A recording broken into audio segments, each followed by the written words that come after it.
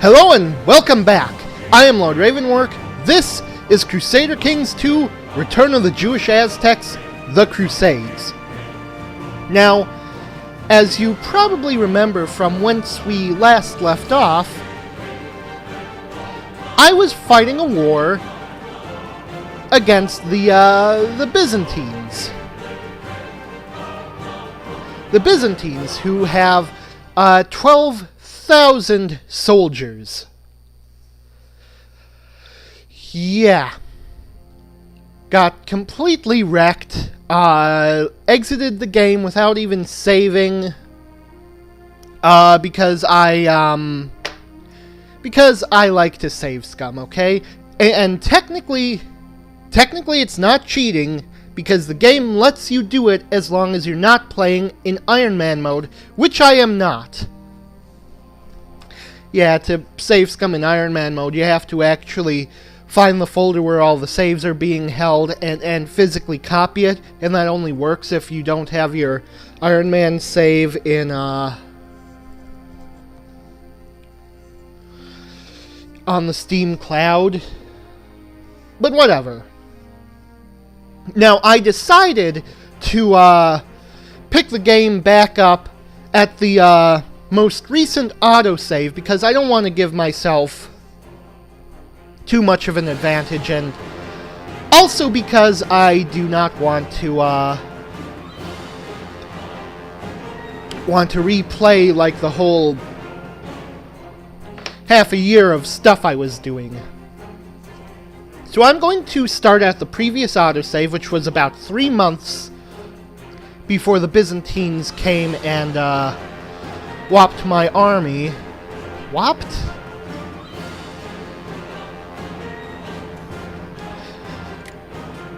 And I am going to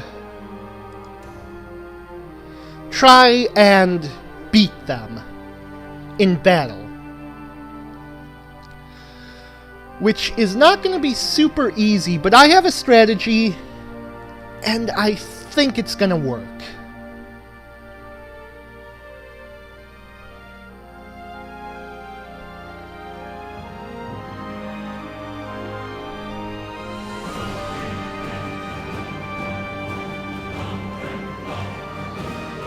Yeah. Unfortunately, and this is something that I had not realized when I was recording the last episode, though I'm sure I probably noticed it at some point during the series and forgot. The Byzantines, who I was shocked to find had actually joined this war, it turns out... and let me just take a look at them here. It turns out they're Catholic. And not only that, they have been for some time.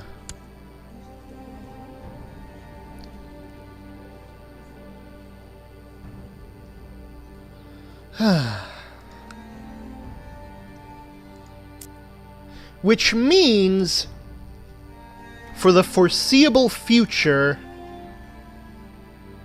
as I work my way through the Catholic lands into the Sunni lands, they're just going to be a huge obstacle I'm going to have to deal with constantly. And like I said before, they've got, oh, it's 16,000 now. The army I was fighting in the last episode was only 12,000. Now here's the thing, the only way I feel I'm going to be able to beat them is because they don't have their army all in one stack, which is to be expected, because if they did that, it would suffer ungodly amounts of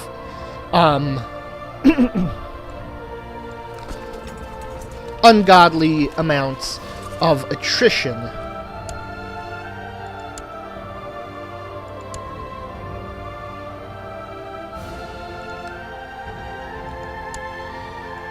Now that being said... Wait, no. What am I thinking? Okay, so... That being said, the largest force they're sending over, about 8,000 men, I believe they're around Pafals right now and are heading directly to Reims. Now, we can cut them off, put our army there, get a defensive bonus, because Reims has a defensive bonus against basically everything. Bar and Verdun. Yeah, so... we'll have a defensive bonus against them attacking us. Now, so... I'm going to just abandon this siege right now, send my men up to Reims, put my best general in here, and here's another thing. Now, I can't beat them going head-on-head against them, because they've got more troops. But I might stand a chance if I cheese things up a little. So, I know from the last episode fighting them that the weakest flank they have is on their left. So my plan is to completely unbalance my army for this one fight. Because we can crush their left flank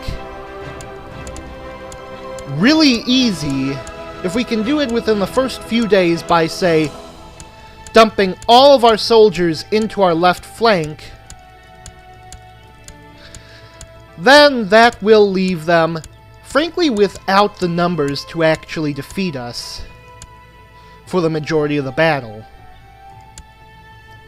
So I'm going to go ahead and do that. And I think this will work well enough that I don't need to hire my mercenaries, because, frankly, they cost too much. And if that doesn't work, then fuck. But okay, let's do this. Whew. If you're noticing my voice sounds different, that's because I sort of woke up with sort of a weirdness in my throat. Okay, here they are. They'll be there on the 31st. We'll be there on the 28th. We'll beat them there, which means we get the defensive bonus. Now, they've got 1,000 more troops than us, but I think the strategy I've got going is going to work.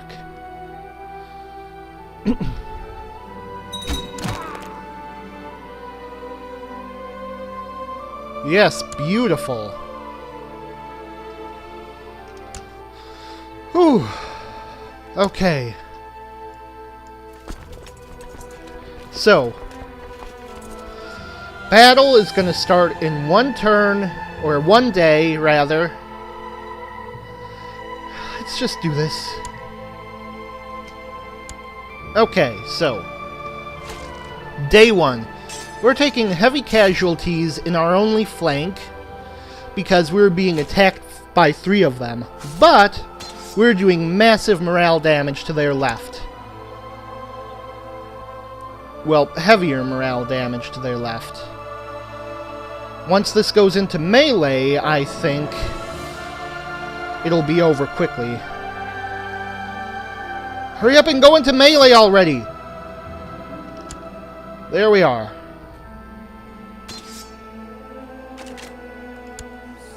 Okay, so melee, they're now taking the most heavy casualties. And boom, boom, and boom. Damn, look at that. They lost 1,000 men in one day. And I think I saw another 1,000 men loss in one day on their center as well. Look at that. Oh, shit. More of their troops are coming. They'll be here on the 10th. We need to win this battle before then. I think we can do that. And the rest of their troops have decided to redeploy. Damn! That is the power of strategically unbalancing things. And that battle alone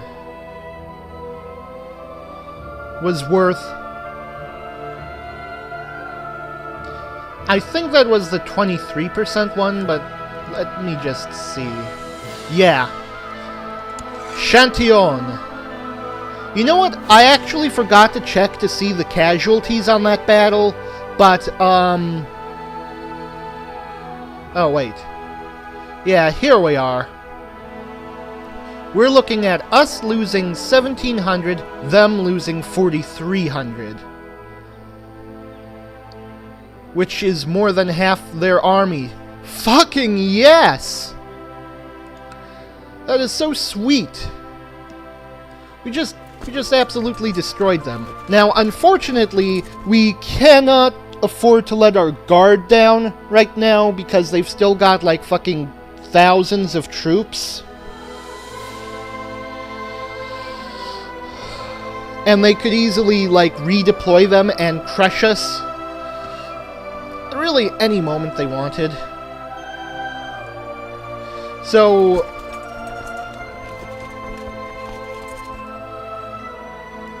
let me take a look at our military. We don't have very many in reserve. The ones we do have in reserve, I think we should consider to start pulling them out of reserve. And we probably want to hire a mercenary company too. But those are expensive, so I'm gonna hold off on that. In any case, let's raise up our reserve troops all over the island. They're not even on the island. I guess that'll cut down on transport costs.